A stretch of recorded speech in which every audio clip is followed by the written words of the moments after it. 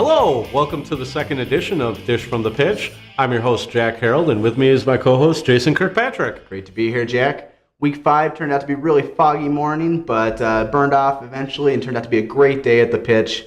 The youth games started us off. They're showing a lot of improvement and some really tight matches on the adult side as well. Let's get right into the action with Slims versus Burks. So wet field conditions on the pitch as play got going. Both teams got started early, got a couple points.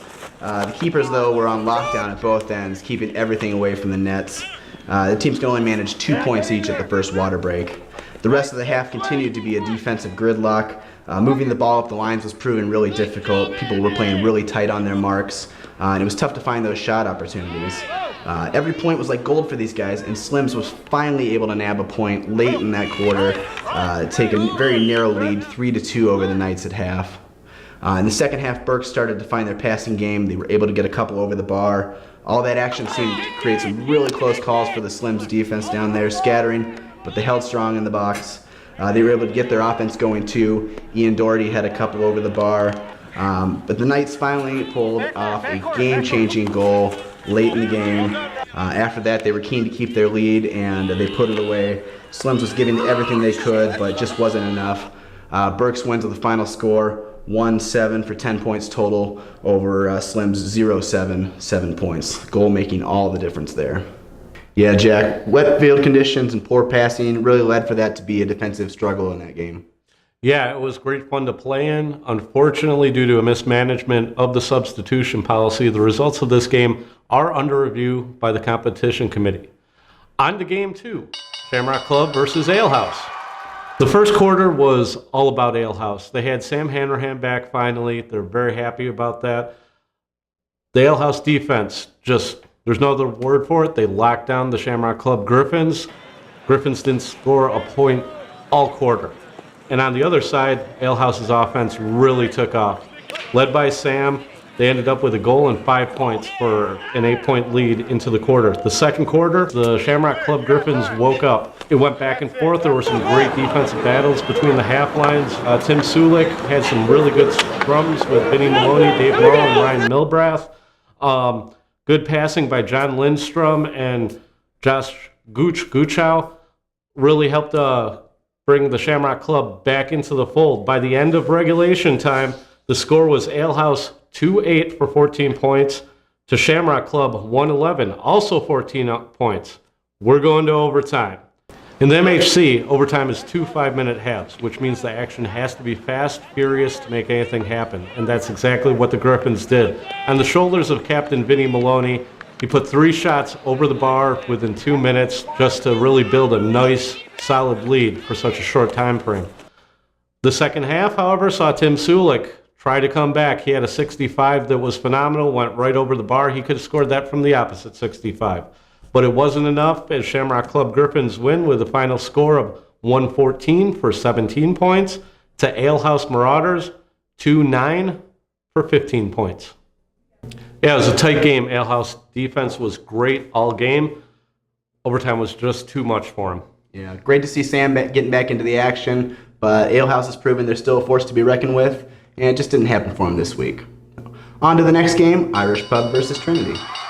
A pub goal early for the club, got everybody fired up. They were pointing as usual too, getting that game going. The Rebels looked a little rattled as play took off, but they were able to squeak out a couple points of their own.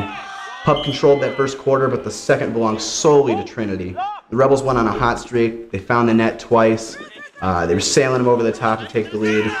Pub's defense was really reeling at the end of that half, but the whistle blew and Trinity was up 2-8 for 14 points over Pub's 1-6 for 9 points total. The Ninjas were able to push the Rebels out to the midline in the second half, protecting their net, but Trinity simply took their attack airborne. The Pub seemed to really find their rhythm again in the final quarter and nabbed a couple points. But they finally grabbed a goal and climbed back into the game. It just wasn't enough, though. The damage was done early, and Trinity outlasted the Ninjas' resurgence. They won the match 2-16 for 22 points total to Irish Pub's 2-7, 13 total points.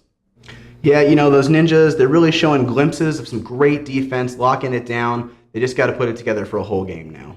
Absolutely. I was really impressed by Trinity's ability to pull together as a team. They started out behind big time in the first quarter, but they pulled it together for a win. It was very impressive. Absolutely. On to the last game of the day, McBob's versus Brokaw. McBob's Gale wins versus the Brokaw Bandits was really all about Brokaw. Although McBob started out early with 2 goals and a point in the first half, it was really all about Brokaw's full forward, Alec Fortier.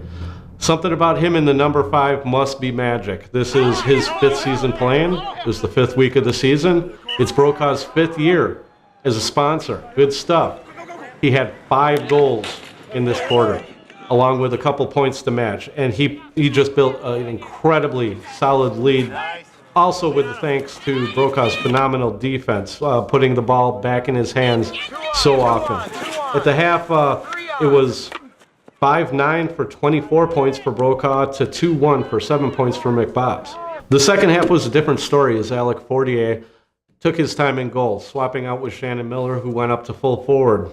But Brokaw laid on the gas. They were pumping on all cylinders the entire game. And although McBob's managed to gain a little bit of momentum, it wasn't enough to hold off the Bandits as they ended the game with a final score of 7-19 for a total of 40 points to the Gale wins 4-6 for a respectable but not enough 18 points.